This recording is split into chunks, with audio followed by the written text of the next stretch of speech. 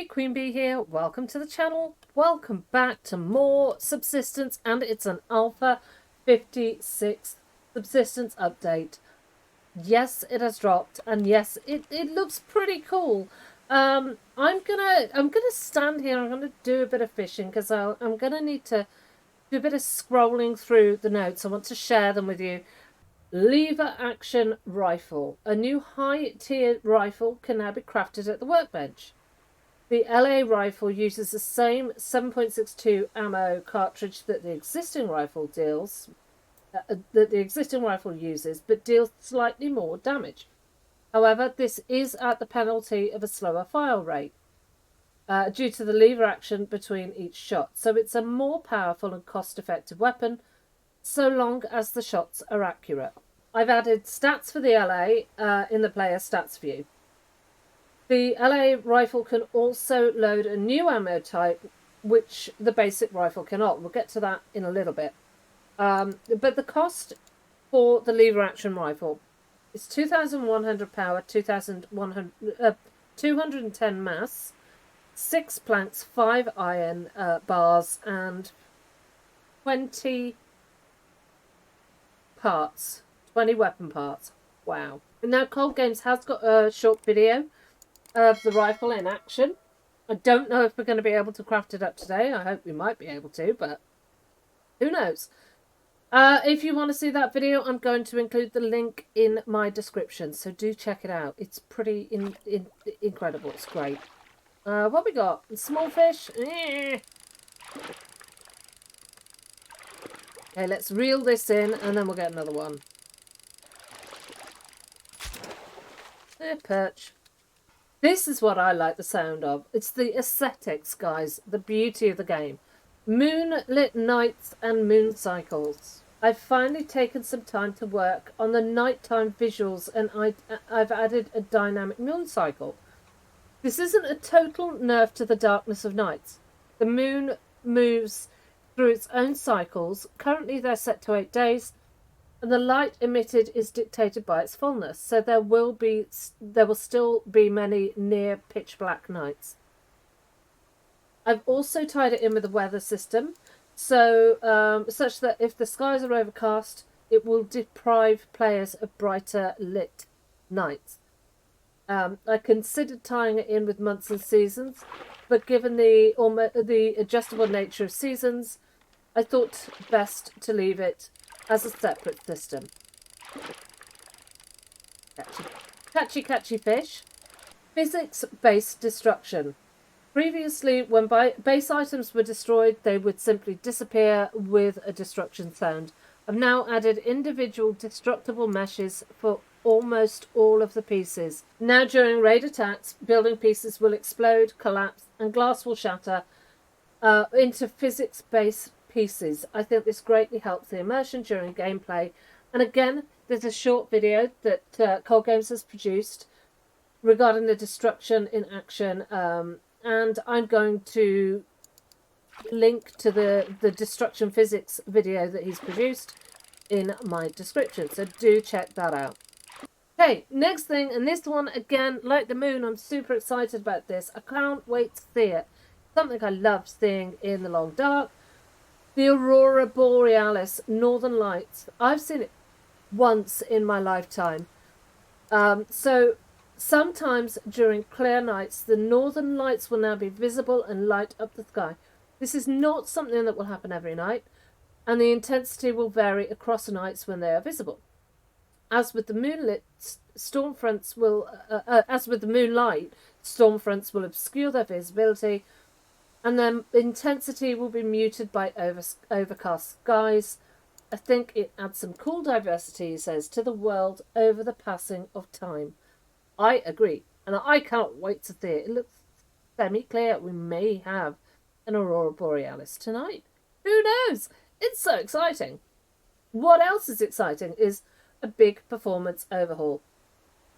Cold Games says, I have made some substantial performance improvements for worlds that are highly populated with buildings and many light sources. This is really, really going to help multiplayer. And The screenshots below show the benchmark of these changes, comparing rendering a scene in Alpha 55 to rendering a scene in Alpha 56. Now, to see the screenshots, do check out the full notes. I'll pop a link in the description to the alpha notes. But basically, it's shot up from 41.65 FPS to 70.68 FPS because of the changes that Cole Games has made. And these are as follows. Now, I'm not even going to try and pretend that I understand the complexities of what he's done or what he's actually talking about. But if you do, here they are. Distant light optimization. Development details. One of the most expensive performance costs are individual light sources. In densely populated profiles, where you've got lots of properties or lots of buildings and lots of lights, there may be hundreds of individual light sources dotted around the map, all casting rays and dynamic shadow cascades. Many of them overlap, these cascades, which can be extremely expensive on performance. Okay, so layman's terms I get. So many of these lights may be extremely far away from the player to be barely visible, but still use the same quota of GPU performance. Are you keeping up? I think I am. There may be lights in close proximity to one another, yet be so far away from the player that they only occupy a tiny fraction of screen space. So lights would still render in, even if they're muted out by brighter lights. So basically, I think what he's saying is you can have, like, let's say 5 lights in the same area. You'll only see one because it's the brightest, and the other ones are muted, but they will still pull. They will still pull on the GPU as if they were all active. So I think what he's done is he's streamlined that. He's done some overlapping jiggery pokery, an LOD system, he says, to drastically reduce the number of light sources required to render the same scene. Lights will now cluster into a single source, so they're not all like 5 different sources, they'll all become one. Lights that are overpowered by another light will essentially disable.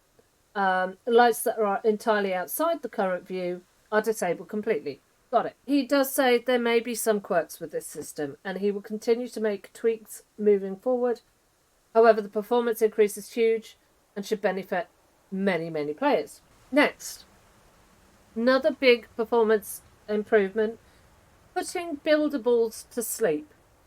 So previously, any of the buildables, like that bloomin' hut over there that we've got to raid, would tick with the game engine, meaning each frame they run some logic check to if they needed to be doing something. Where there are many tens of thousands of buildable pieces in a world, they can add a lot to performance cost. So in Alpha 56, buildables are put to sleep when no events are occurring for them, and wake up only when needed. I'm not entirely sure what he means by that, but it sounds great. Good job, Cole Games. Oh, I'm so excited for this next one. Plaid shirt. A new clothing item can now be crafted from the default player crafting menu. The shirt is an alternative to the existing higher tier shirt. Its properties are slightly different. It offers slightly more warmth at the penalty of slightly less damage protection. So a great option for early spring and late fall. God, it's a small fish day. Now, you may or may not have seen this. We'll have another look in a second. In fact, let's retrieve our tackle for this next bit. I've always found it very jarring to see bare arms in the first person. So have I, Cold Games. So have I. When my character is wearing long sleeve clothing. And actually, he is right. I don't really give a toss, quite frankly. However, I have seen many people bitching in the forums about this. So, and he does make a point. It was especially awkward to see that during winter and blizzards. So now that we're coming out of winter, we can now see our clothes. Look at it. Look at it. Brilliant. I wonder, right, If I come in here and I take that off, what's my jumper look like? Oh, I like it. I like it. I like it a lot. Let's put that back on before we get a little bit of frostbite. And we'll continue fishing. There we go. So he's modelled the first-person version of the long-sleeve clothings, which he helps with the continuity of the character. So we now go on to cracking bases.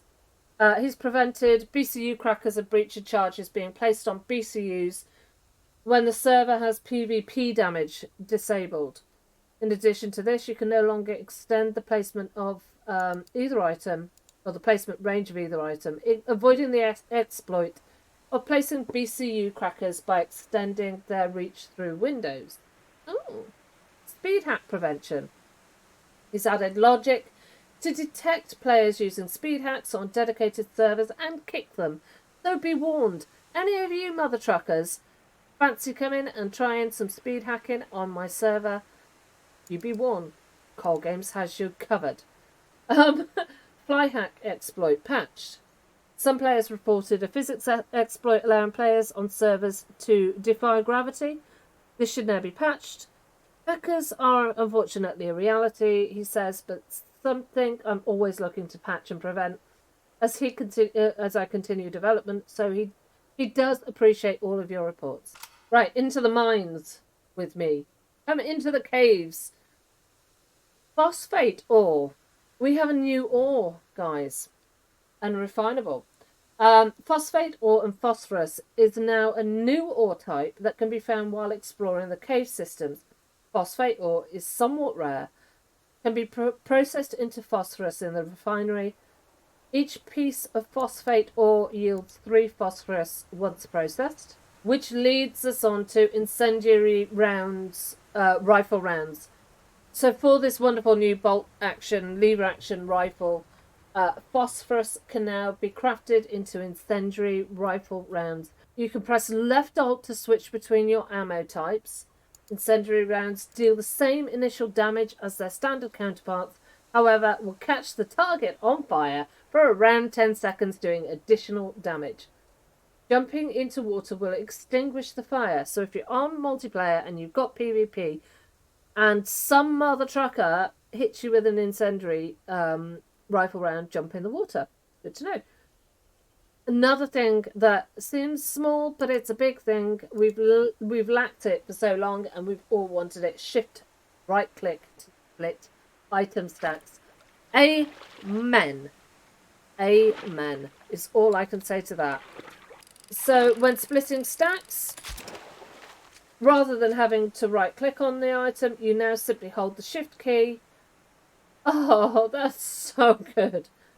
Oh, I've missed this. So shift key and right click to split a stack. Fixed incorrect warmth. Clients of network games were displaying incorrect warmth readings when near healing sources. It was either showing 100% or nothing. This has been fixed. Strength boost. Strength boost can now be found under the default medicinal craft menu. There. And they take so 2 of these, 1 honey and 1 cloth, and they can give 1.5 physical strength for 3 minutes, increasing the speed of harvesting resources, chopping trees and ores, etc. Melee damage caused to base items. Oh, I am going to use that. And damaging humans and animals. They could be useful for a burst of wood harvesting, breaking into bases. A status icon will be displayed on the right side of the HUD, indicating when the boost is active. The damage incurred to the tool will also increase to match the damage dealt. Right. Adrenaline boost. Previously, the adrenaline boost would simply replenish your stamina, but then, depending on your health stats, would immediately start dropping again.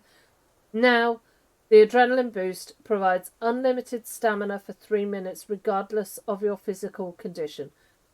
Status icon will show on the right when it's active. Okay, next thing, I need to go and kill something. Let me just come over here and we'll find something that I can kill, so I can demonstrate the next issue for us. Ah, hello, Mr. Wolf. Would you like to die at my hands? Yes, you would? Good. I'd like you to die too. So, yeah.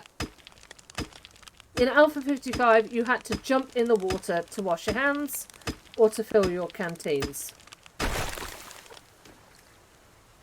Whole game says you no longer need to jump into frigid water to collect water or wash your hands from ice holes.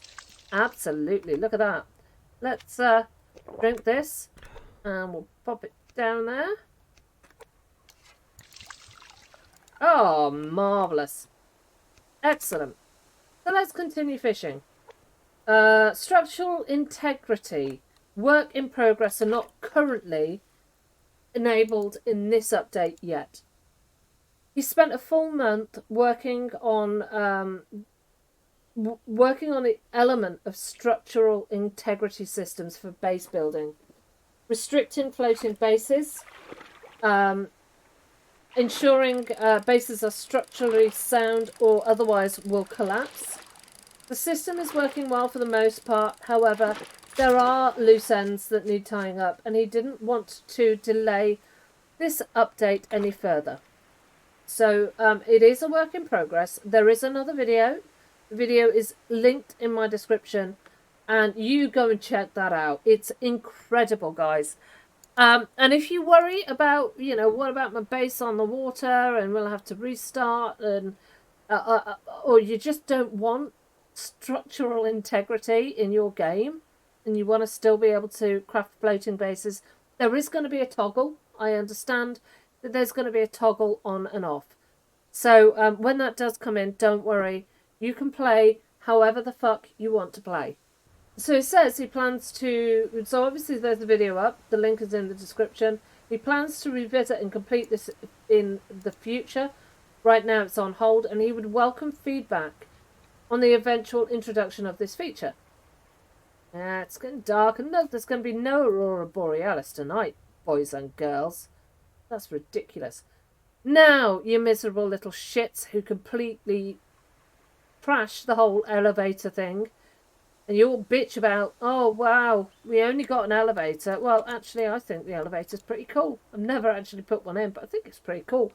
And he's fixed the bug. He's fixed the elevator bug, where it could run off the tracks and often end up in it being lost. So that's sorted. He's delayed entering the world until fully streamed initialized, stopping players from dropping into the world before it's finished initializing. That would lead to the player glitching on geometry that hadn't fully loaded, and now players will get waiting screen until the world is ready. Excellent. Flashlight battery duration has been extended and now lasts 16 minutes. Other notable changes, we're on to that kind of thing. Weapon handling sounds, ice hole clipping bug, cancelling and exiting out of chat bug, fishing line showing at a weird angle when you're in the third person. Ooh. Various other fixes and bugs and whatnot that have been sorted. For the full notes, don't forget, as I said, check out the link in the description to the full notes. I'm going back. It is pretty fucking cold. I need to remember to not go straight towards my base. While I was coming over here, guys, there are rogues in between me and my base, so I need to come right up here. So if you haven't seen my last episode, I did work out what was going wrong with my chickens, and I do have a chicken now, nice and safe and healing up in my base. It was all very confusing. Oh my god, there it is! Look at it! Look at it. How gorgeous is that? Okay, guys, it's been almost 20 minutes. We've gone over all the notes. And I was going to carry this on into a video with gameplay, but I think I'm actually going to keep this all separate. A separate video for notes. I don't want the video to run on for too long. But don't worry, I have got about an hour and a half's worth of gameplay that I need to edit down for the next episode. I don't know what you think, but I'm really excited. I'm excited for like the moon and the Aurora Borealis, the shirt, and I can't wait to try the rifle out. And all that will come in good time. That strength thing, definitely going to be looking at using that in the next episode or two to break into either Alpha or Bravo. But I do hope you've enjoyed this. Let me know what you think of the notes, and don't forget to check the links out in the description. I'm also going to link to one of the videos, probably the structural integrity video right now. Until next time, guys, do stay safe and take care.